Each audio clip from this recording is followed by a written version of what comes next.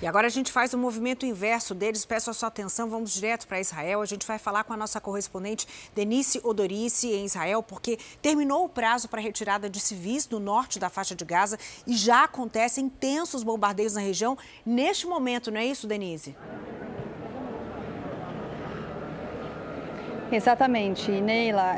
Acabou agora há 17 minutos o prazo que foi dado por Israel para que a região norte da faixa de Gaza fosse esvaziada. Então a gente viu nas últimas horas um fluxo grande de pessoas viajando, tentando sair rumo ao sul em carros, em caminhões, até a pé andando pelas estradas, para que essa região ficasse realmente sem civis.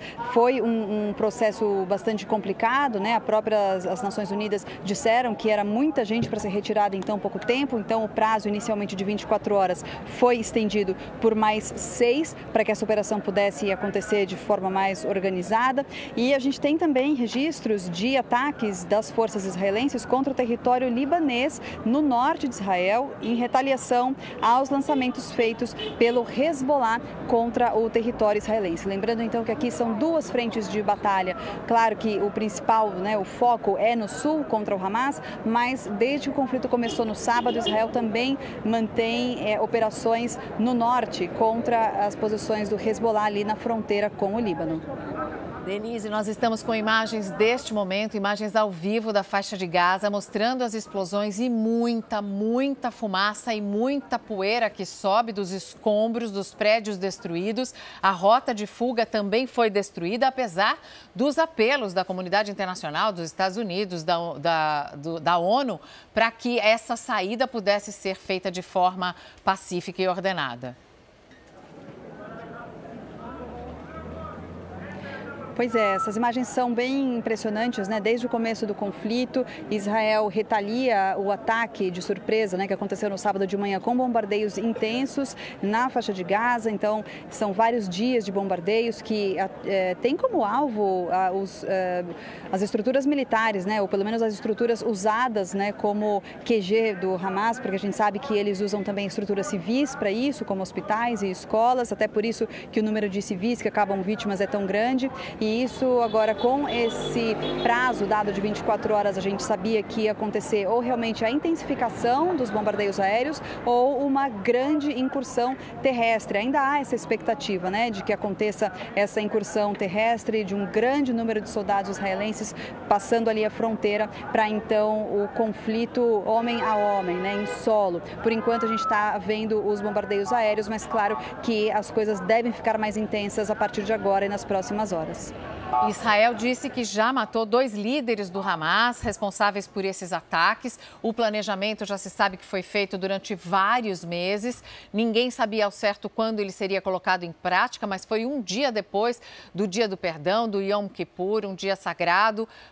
E agora Israel está bombardeando o norte de Gaza e pretendendo destruir completamente o Hamas, que se declarou e mostrou para o mundo inteiro o grupo terrorista que é, executando, massacrando, torturando milhares de inocentes.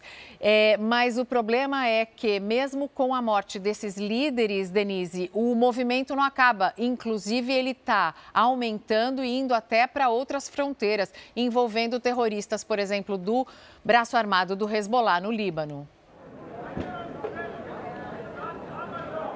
Exatamente. Bom, no sul, né, na faixa de Gaza, há também o problema de uma enorme rede de túneis, né? Então, esses bombardeios acontecem, mas não se sabe se há militantes escondidos nos túneis, o quanto esses bombardeios atingem essas construções subterrâneas, se há reféns israelenses mantidos no subsolo, né, nesses túneis que eles constroem. Claro, ninguém sabe o tamanho dessa rede de túneis, mas o Hamas alega que é enorme, comparável ao tamanho do metrô de Londres, que é o maior do mundo, para se ter ideia de como essa estrutura pode ser grande, mas como eu disse, ninguém sabe exatamente o tamanho, né, dessa rede de túneis. E é o que você disse, né, poucas horas depois do ataque do Hamas, o Hezbollah ao norte, que é um grupo libanês, também palestino, aliás, é um grupo libanês que tem identificação com a causa palestina e declarou apoio ao Hamas e começou também a fazer novos ataques contra Israel com o lançamento de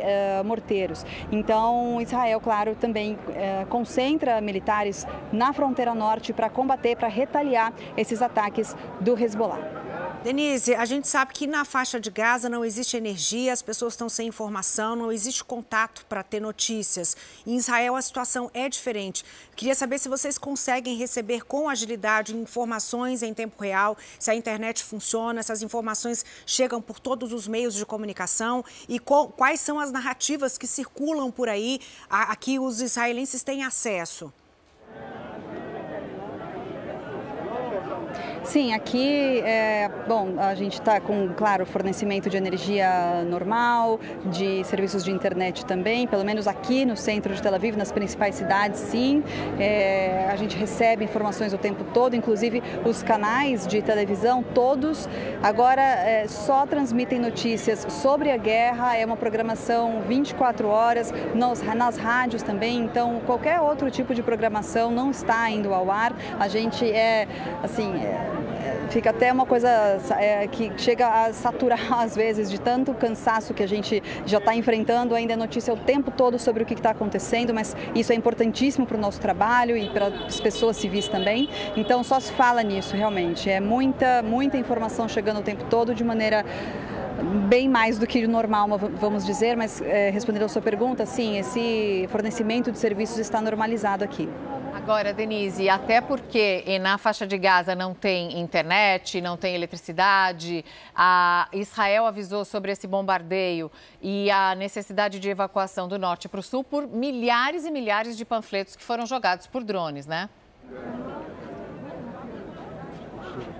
Sim, já é uma estratégia feita em outras vezes, né? Não é a primeira vez que o Exército recorre a essa forma de se comunicar com as pessoas que estão em solo, então jogando centenas de panfletos, né, dos aviões, avisando sobre um prazo, avisando sobre um horário que as pessoas devem realmente sair de casa, deixar a região, esvaziar, sair de suas casas, dos prédios, porque há essa perspectiva de ataque. Então, agora mais ainda, né, com toda essa situação em andamento, então as redes de energia, de internet deixaram de existir na faixa de Gaza, não tem também fornecimento de energia por causa do bloqueio, então é claro que as pessoas não têm muito acesso à informação e ficam ali no meio também dessa guerra de narrativas, né? Porque cai um folheto ali, caem folhetos dos aviões israelenses avisando sobre a questão do prazo, mas aí o Hamas divulga outras informações, dizendo que não é para as pessoas saírem, que é uma mentira, que é um blefe, então no fim das contas os palestinos, né, os residentes da faixa de Gaza, que não fazem parte do Hamas, que são apenas civis ali tentando ter uma vida minimamente normal, ficam no meio dessas narrativas e precisam, enfim, tomar atitudes. Por isso que a gente vê tanta destruição e tantas mortes também, né? Obrigada, Denise Dorice, nossa correspondente, agora uma correspondente de guerra, literalmente, no Oriente Médio. A Denise mostrando a situação. A Denise está em Tel Aviv, a gente vai mostrar para vocês aqui no mapa. Esse é o mapa de Israel. Se a gente puder cortar só um pouquinho, só para vocês terem uma ideia do que está acontecendo agora. Então, a Denise está mais ou menos aqui. Tel Aviv é a cidade, uma das cidades mais importantes de Israel, um centro econômico. É uma cidade que tem saída para o mar. A Cisjordânia, que é um território majoritariamente ocupado pelos palestinos, e aqui a faixa de Gaza, mais ao sul, perto da fronteira com o Egito. Os brasileiros que estavam na faixa de Gaza já conseguiram chegar aqui no sul da faixa de Gaza, tá? E eles estão bombardeando agora, Israel está bombardeando agora o norte na faixa de Gaza, como avisou que faria. E Israel está sendo atacada pelo Hezbollah aqui. Essa é a fronteira com o Líbano. Então, Israel está sendo atacada agora aqui pela fronteira com o Líbano. Ainda tem a fronteira com a Síria, que também é uma outra situação de conflito. Tem as colinas de Golã. Então, essa é uma região, desde que foi criado o Estado de Israel, isso aqui é o quê? Gente, não tem 400 quilômetros, tá? É pequenininho, a gente mostra no mapa, parece que é grandão, não, é pequenininho. Essa região agora está sofrendo um intenso bombardeio aqui no sul do Líbano, norte de Israel. O Hezbollah está atacando o exército de Israel. Então, os ataques estão sendo feitos por dois grupos terroristas, por enquanto, e os brasileiros que estão tentando fugir estão nesse pedacinho aqui, ó, no sul da faixa de Gaza, esperando que se abra essa saída pela faixa de Gaza, para que eles possam partir aí numa viagem de mais ou menos 300 quilômetros para conseguir chegar até Haifa, que é o local onde tem uma passagem para que eles possam ir para o Egito e aí do Egito fazer mais uma viagem rumo ao Cairo para poder pegar um avião que está à espera da autorização do Egito para poder fazer essa travessia da Itália para o Egito, para poder ir buscar esses brasileiros que também estão entre os reféns. Agora a gente diz, o grupo terrorista Hamas tem 120 reféns. Não, os reféns são todos os que estão na faixa de Gaza e tem mais de 2 milhões de pessoas ali. Todas elas estão sendo usadas como escudo humano. Todas elas, inocentes, civis, mulheres, crianças, estão sendo usadas. Por quê? Eles foram proibidos de sair pelo próprio Hamas. Aliás, Israel avisou que bombardearia o norte, na faixa de Gaza. O Hamas queria que as pessoas ficassem em casa. Então, você tem agora ao vivo as imagens da faixa de Gaza e da destruição que está sendo feita e que tem que ser feita, porque existem, como disse a Denise Eudorice, mais de 500 quilômetros de túneis. Existe uma cidade subterrânea embaixo da cidade de Gaza, que fica mais ao norte. E é um lugar onde se escondem equipamentos, armamentos, bombas, onde ficam os terroristas. Então, a destruição ela tem que ser feita até o solo, até a profundidade mesmo. Por isso que as bombas são jogadas de maneira perpendicular. Denise Eudorice, a gente volta com você. Eu trouxe um mapa, um pequeno mapa, né, Denise? Só para explicar porque Israel é do tamanho do estado, tem um território do tamanho do nosso estado de Sergipe, um dos menores aqui do Brasil.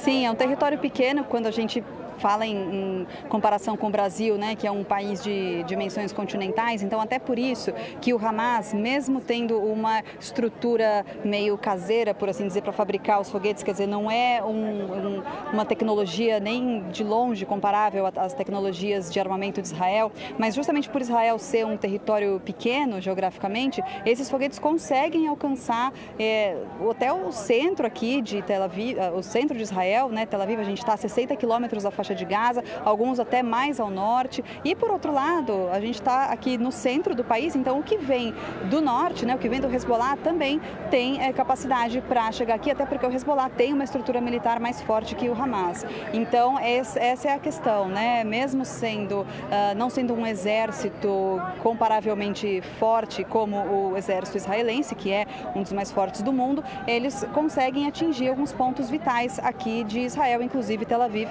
que é o centro financeiro, uma das principais cidades do país.